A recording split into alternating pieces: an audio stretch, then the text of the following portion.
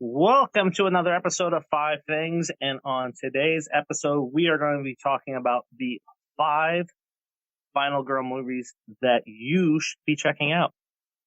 And joining me today is my co-host, the lovely Charlie.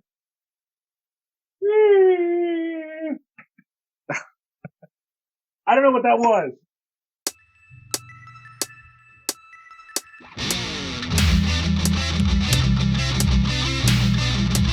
I am inevitable.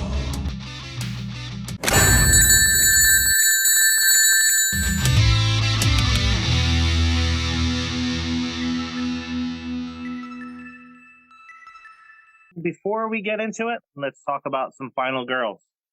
So, first coined in 1992 by Carol J. Clover in her novel Men, Women, and Chainsaws, Gender in the Modern Horror Film, the trope was defined as a female who is the sole survivor of the group, typically teens, who are chased by a villain and until she gets her final confrontation with that villain. The final girl character has higher morals than her friends in that she's a virgin, doesn't do drugs, engage in rebellious behaviors like them. Clover further defines the final girl's confrontation with the killer, where she becomes more manly through a phallic appropriation by taking up a weapon such as a knife or chainsaw against the killer, and that her ultimate victory is a purge of undesirable sins and temptations. Ideally, Laurie Strode in Halloween would be the final girl. Final Girls has undergone some changes, most notably starting in the late 90s with the release of Scream and the introduction of Cindy Prescott, where the final girl is smarter, often quick-witted, and stronger all around.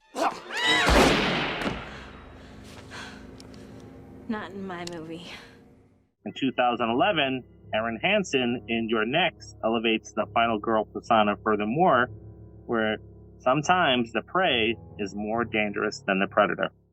So we're about to jump into Final Girls, our list here. And I have to say, before I introduce our guests, I kind of kept my list not so mainstream. So we'll talk about that when we get into it. But let's introduce our guest, and it is DonnaJean Phillips from the Coffee House of Horror here on Nerdbox. How's it going, Donna? Going great. I'm really excited about talking about these films. I've been thinking about it, and it was really hard to come down just to 5, but yeah, I'm ready if you guys are. I am. Anything that you want to plug?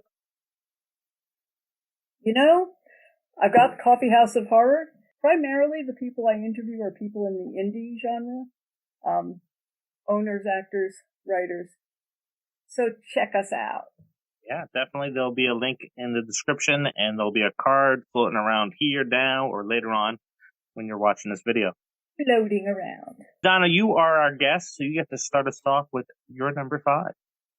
Okay, I'm pretty excited, and I actually have to say that she wasn't initially on my number 5, but I really wanted to include her. My number 5 is Taylor Gentry, played by Angela Gulfels, and Behind the Mask, The Rise of Leslie Vernon. I have told so many people, I've had the good fortune to interview Angela and Nathan Basil, and we also did, with Women in Horror, a reunion with the crew, including Kane Hodder. And I love this. I think Taylor is so stereotypical of the final girl troupe. Innocent, intelligent, a virgin. And there's one scene where she's following, when she finally realizes that she is the one that he's chosen. She's the survivor girl, the final girl. She goes out and she takes her jacket off and she's standing there and she picks up the axe. And it's just like, I'm coming to get you. So she made the transition herself. And I think it's such a perfect final girl movie. And it's fun and it's funny and it's a smart movie. And if anyone has seen a lot of the old classic horror movies, they'll see all of these Easter eggs in that movie. So see it. Yeah, 16 Easter eggs that Charlie and I talked about on After Hours Drop Off. And if you're a fan of the film, if you dive into our channel under the Women in Horror section, you're going to see a lot of behind the mask items. I have to say that the character Taylor Gentry is almost the perfect bridge between the final girl that we knew and the final girl that we have now. Yeah. So I had never seen that movie. That was another one of those that, back when we used to have things called video stores, you might see it, Blockbuster, of course. Respect. Behind the Mask, that was, I think, one of the last ones we did before we switched to Nerdbox. And I really enjoyed it. And I did like the fact that there were all these little Easter eggs. And if nothing else, when it comes to movies, I've always been the type of person that I like to find the inspiration in the work. You know what I mean? Mm-hmm. And the whole, I think I mentioned it in our show, was like, I liked the idea that it was like this dissection of the genre. And that, it's like you're almost there in a weird way. Like you're the third person kind of watching all, but you're part of their crew and blah, blah, blah. Awesome movie for sure. And good pick. I think amongst horror fans, I'm sure this is blasphemy, but I love Rob Zombie movies. I just do. Like I said, I'm going to go mainstream with this. The character Denise Willis, House of a Thousand Corpses, played by Aaron Daniels. I took a leap of faith when I went and saw this movie because of Rob Zombie. I love White Zombie. I'm a music guy, all those sorts of things. And there was always this lore about Rob Zombie and what he's into. He is probably, it's going to sound so cheesy, but he is the first artist. At least I think he's an artist that I ever got into. He's a musician. He used to do all the cover art for the White Zombie albums and all that stuff. And it's just so stupid too. But do you guys remember the Beavis and Butthead movie? Yes. Dave? You remember the music video in the middle? Yeah. He does that. That was him. He did all that animation for that section of the movie. So all that kind of stuff. And then he gets into films and I'm like, well, I gotta give it a shot. And I saw House of Thousand Corpses. I brought all my friends. They hated it. I loved it. I loved the gore factor. I loved kind of the, even though I didn't know what Grindhouse stuff was at the time, it kind of had that Grindhouse kind of feel. Texas Chainsaw Massacre obviously was in there a little bit, and all that kind of stuff. Dwight Schrute was in it, even though we didn't know who he was at the time. All that kind of stuff. And, it only occurred to me 5 minutes ago that the last scene of the movie is her getting picked up by Captain Spaulding. Yeah. Yeah. And may or may not have gotten stabbed in the back. I'm assuming she does. But I stand by my choice. Final girl. I don't care what anyone says. She made it out.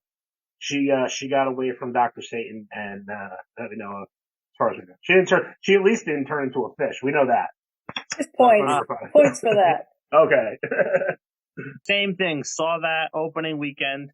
Jen at the time, my wife, hated the film, right? And I'm here like this. Mm-hmm. It was so good and was so different at the time.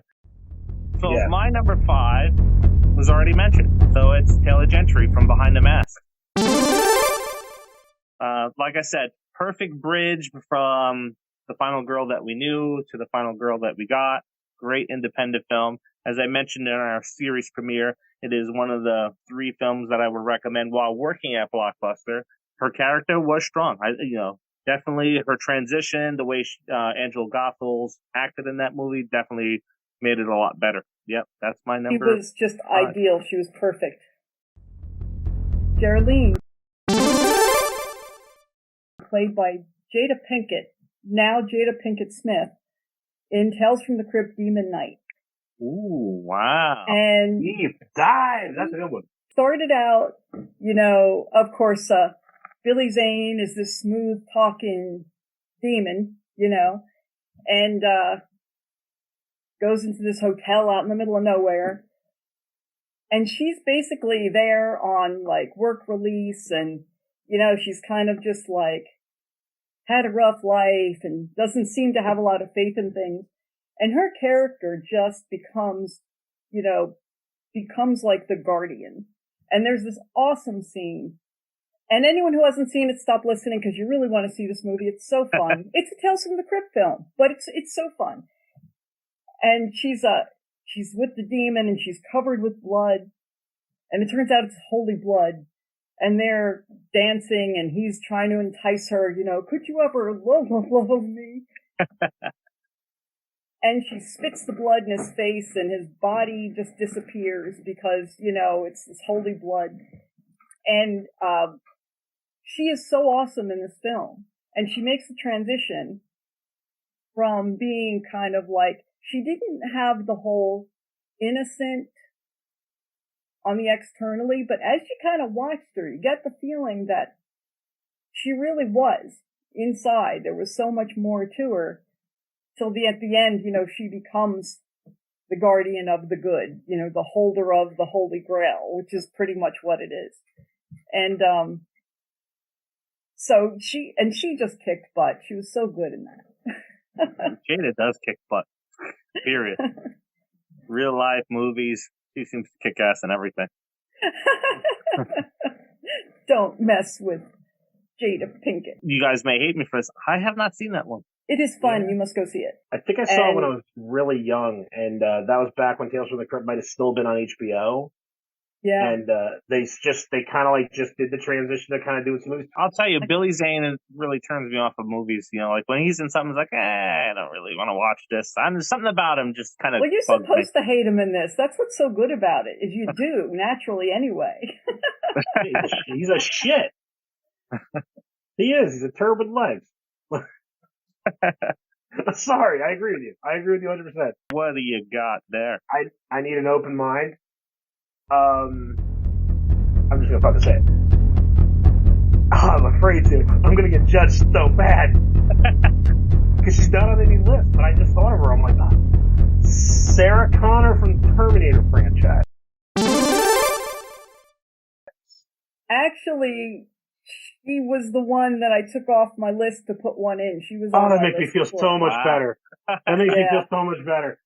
I'm like, she's totally a final girl. Like, she is, sci-fi, but you could take the premise of Terminator, especially the first one, throw Mike Myers there instead of Schwarzenegger, throw, Jason Voorhees there instead of Schwarzenegger. Like, it's kind of a slasher movie, but with big guns. You know what I mean? Yeah. And I actually don't understand why some people insist that it is sci-fi, because as you just said, there are so many horror elements to this.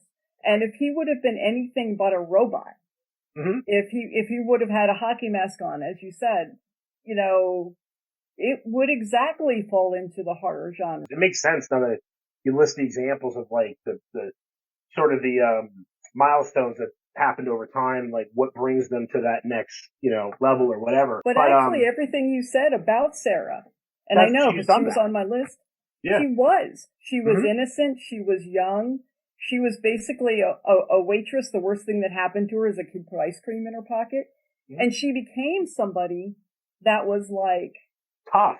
Get up, Reese! She was like the inner soldier all along. Well, by that most recent movie, she's a badass in the second movie, but even the most recent one. I always kind of, and maybe it's because of the recent movies, saw almost like a close parallel with Laurie Strode and Sarah Connor, especially now with these last two movies in both of those franchises. It's like, all right, well, Laurie Strode kind of went off the deep end, and so did Sarah Connor. Wouldn't you? Yeah, exactly. You know what I mean? Exactly. Either a guy that thinks he's your brother keeps coming after you, or some weirdo robot from the future for some reason just won't leave you alone. Exactly. My number 4, it's Grace Lodamus, played by Samara Weaving in Ready or Not. I think this is the newest film on my list. Came out maybe last year or the year before, but an excellent movie. So you have Samara getting married, and there's a tradition with the family that on the wedding night, they play a random game because the Lodamus family is like Milton Bradley. So they all play a card game where they choose to see which game that she's going to play, and she gets hide and seek. It's not the hide and seek that she expects because it's hide and seek. Hey, we find you, we kill you in this movie. So the character is like, she's innocent, she's fun loving, and she's like, all right, let's play hide and seek because she doesn't really know the rules. And then shit gets crazy in that movie, and she just steps up and starts taking people out. She wouldn't have really dawned on me as one of the top 5, but I'm not going to argue about it. I think it was good and she was good. She fits that role very well. Never seen it. It's halftime, folks. You have been here now for the culmination of what amounts to roughly 6 of our choices. Are they good? Are they bad? I'm not sure. It's just what I wrote down. It's what Dave wrote down. Well, I know that Donna's good. So anyway, make sure in the comments below you give us some ideas for future episodes. Give us your thoughts about our list. Do you think Sarah Connor was a good pick for our final girl or whatever the hell this title is? I hope so, because otherwise you're going to just take me apart. Hit the subscribe button. Hit the like button. Make sure you hit that bell icon. The bell icon is so important because it allows YouTube to let you know when we do new episodes. So you don't have to worry about it. It's just going to be like, whatever your phone does. Hey, 5 things is a new episode. Back to you, Dave. So we're into number 3. Donna? Nancy Thompson, played by Heather Langenkamp in A Nightmare on Elm Street. Nancy was unique, especially in the 80s Final Girl movies, because she also came back in Dream Warriors.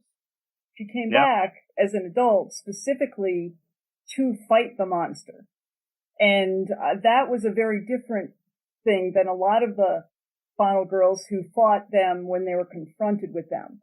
So she went to kick butt. Nancy is a solid choice for a Final Girl. A little annoying in that movie. That was a very, very, very good pick. I stayed away from this franchise, to be honest with you.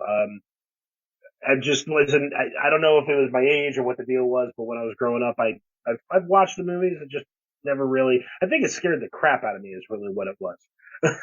These movies legitimately scared the shit out of me to the point to where I couldn't enjoy it. Does that make sense? I'm not like you people.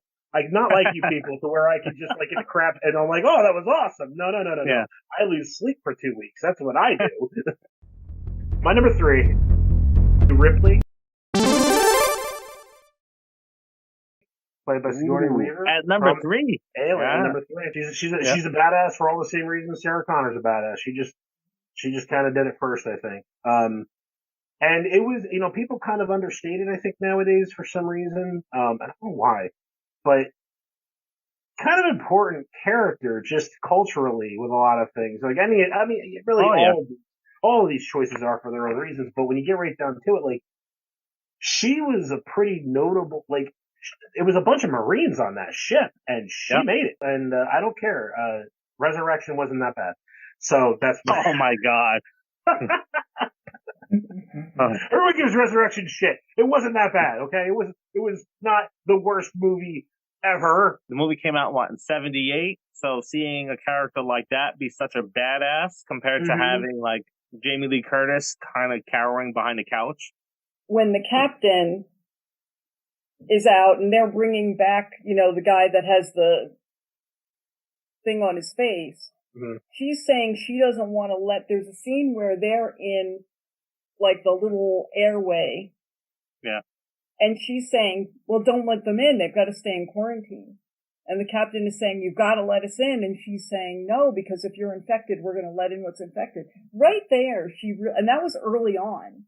She really showed a strength of character. Yeah.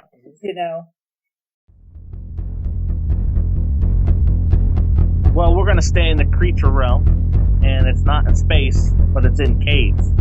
So we're talking about Sarah Carter, who is played by Shauna McDonald in the movie Descent. The 2 movies, Descent. Yeah, that's all right. She's her husband and her daughter died, and she's just, feeling the pains like we all would if we lost somebody in that situation. And her friends, They take her out on an expedition to go, spelunking. They go into a cavern that's previously unexplored. There's a cave-in, and they find out that they're not alone, and they're being hunted by these creatures that are underground. Sometimes horror movies get it wrong when they try to go with two stories. You have the creatures, and then you have another story that's going on. And the other story was the relationship with her and her best friend and how they dealt with it while being hunted down. Okay, this one had to go on the list. It was just a matter where. She was considered probably the first final girl, and that would be Sally Hardesty, played by Marilyn Burns in the Texas Chainsaw Massacre. Ooh, and, yeah. Really, even that story that you referenced is mentioning chainsaws, is really talking about Sally Hardesty. And, from what I understand, that film was filmed so intensely, and when they filmed it, it was so hot that scene that they're sitting in the dinner and they just keep getting closer and showing Sally's eye, that she actually was like feeling mad and like close to passing out. And the heart that you feel watching Sally, because here she's got her crippled brother, Franklin, who is a pain in the butt, and you're just like, shut up, Franklin, stop complaining, Franklin, and she's pushing him and pushing him. She wasn't a strong woman. She wasn't a, I'm gonna get you kind of personality, but she would do anything to escape, and she even was able to outrun Leatherface, a number of times. And really, if nothing else, the closing scene where she's in the truck and she's covered in blood and she's laughing hysterically, it's like that right there, in my mind, kind of makes her make the list, because it was that scene, I think, kind of helped establish the final girl as a troupe. I have to say that while they're shitting the bed with Texas Chainsaw Massacre right now, if they were to come out with a reboot based on her character and where she's at now, I watch it. Yeah, me too. I'm a little surprised that they don't. I mean, I want to say like maybe they don't want to cop off the Halloween franchise, but I mean, when has it ever stopped movie production companies in the past? Like, with the success of that newer one, you would think that they would, someone would decide to do something like that, like a Where Are They Now for the girl that got away sort of a thing. It seems to kind of work. She's probably in an asylum somewhere, like in a straitjacket. Laurie from Halloween. Number 2. Classic. I can't argue against that at all. It's kind of like, remember we were saying, like, just, some of these things, it's got to be on the list. It just is what it is. She wasn't the first one, but she was, arguably the most iconic one, for sure. She's the Scream Queen, Really, that first one, but also the 2018 one. Yeah. If you just watched Halloween and then that one about her, man. But even if I could, like, indulge me for a second, I'm going to bring up my man Rob Zombie one more time. And Dave's going to take away more credibility, I'm sure, but I didn't mind the remakes. I really liked them quite a bit. I love the remakes. You know what I mean? Not the second one as much, but the first remake was great. I'm not a fan of the remakes myself. That's fair. I've heard from both ends of the spectrum with that, but I thought that was an interesting take, because that, even though it's not, she's not an older woman and all that kind of stuff, but it is sort of in those two films, you do see it's a different sort of progression. And again, by the second one, she's just done with his shit. Like, she's not even afraid. She goes right up to him and she's just beating the hell out of him, trying to, until they both die or whatever. But it's the same thing, but the difference is she cracks in those movies. Like, and who wouldn't? My number 2 is about a family get together where a bunch of guys show up in masks and they start picking people off. And it's Erin Hansen, played by Sharni Vincent, a trained killer herself. And here they are, these guys in masks show up and they start killing people, and she just goes off on these people and starts hunting them, which it's an excellent movie. I didn't know this, but she's an Aussie. And I met her in real life. And, you always hear women's like, oh, my God, the accent. She's got an Aussie accent. It's like, oh, my God, she's got an Aussie accent. When you hear her talk, it's pretty awesome. Take it home. One. Ellen Ripley. We talked earlier about Ripley and her being a final girl, but one of the things that really struck me about her is that, Ripley was the one who, in spite of, she would do anything to get rid of the creatures, including sacrificing herself to do that. But she also wasn't going to leave anybody behind. She even went back for Jonesy the cat. But the fact that she had this selflessness in her actions kind of, to me, made her the number one final girl. Yeah. I have to say, when you're crafting a horror movie and you're looking at, casting a final girl, you have like the board. I would just imagine you have a board behind you. It's like, all right, we got Ripley on there. We got Laurie Strode on there. And, those are the two that you want to kind of like, all right, what am I going to take from this character and that character to develop my own? She's completely a BA. All right. Now, before we go to number one, Charlie, best chestbuster scene, Alien.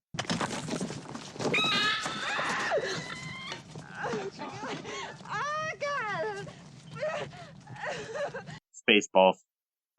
Waitress! What did he order?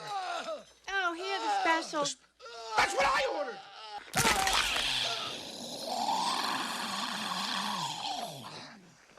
Oh, no. Not again. Oh, come on. I gotta be honest with you. It's Spaceballs. Oh, bastard. All right. My number one has already been mentioned, but it will be Sally. She's it, man. She's number one, and she's exhausted by the end. Like all the reasons Donna mentioned about she gets out, she's in the back of the car, in the back of the truck, she's crying, laughing. She's just like, I made it. Oh my God. At the end of the day, Sally, she's the OG in my heart, and I just think she's just, you can't beat it. She was the original. Yeah, it was really hard for me to, which one was one, which one was two there. My number one is Sidney Prescott from Scream, played by Neve Campbell. It's my only really big franchise character on this list, but if we look at the past and we look at the future, she is the final girl of the future. And, we got to see her character go through all the different phases of being terrorized. Part 3, while it's not a good movie, she had the PTSD that she was struggling with, and she had to come back against that. So definitely, my number one is Sydney. I don't know, Charlie, you're kind of looking at me like, what the hell did I choose that for? It's not that. I don't know. Charlie and I are both into the classics. It's a little bit of that. I love the Scream movies. Don't get me wrong. It's fine. I just, I guess, oh God, I don't even know. I can't even articulate like what my problem is. I probably don't actually have a problem. I think part of it is that like the latter movies I'm holding too much against the character. We're supposed to be just talking about the characters themselves, and I'm holding an entire franchise, a back part of the franchise against her when, to be fair, you're 100% right. Like, she on her own is exactly what we're talking about here. Yeah, no, you're fine. It's a good number one. All right, folks, you've seen our list. You've seen all 5, 5, and 5. That makes 15 selections. Were they your selections? Were they just, our own personal opinions? You got to tell us in the comments. Make sure you subscribe. Make sure you hit that thumbs up, and make sure you hit that bell. The bell is so important. It lets you know when Five Things has another episode. Also, make sure, I said it once already, put some comments down there. What are we doing good? What are we doing bad? What other lists could we do? We need your participation. It's what makes us better. And really, we want to be better for you. So just remember those things. Subscribe, thumbs up, bell, and comment. Dave, back to you. Well, that brings us to the conclusion of our show. Donna, thank you for joining us. Remember, Thank you for guys, having check me. her out. Donna. Yeah, check her out on the Coffee House of Horror, also on Nerdbox, and you'll see some links to some of the things that we talked about today, because some of those people we talked about have been guests on her show. And until the next, have a good night. Bye. Bye.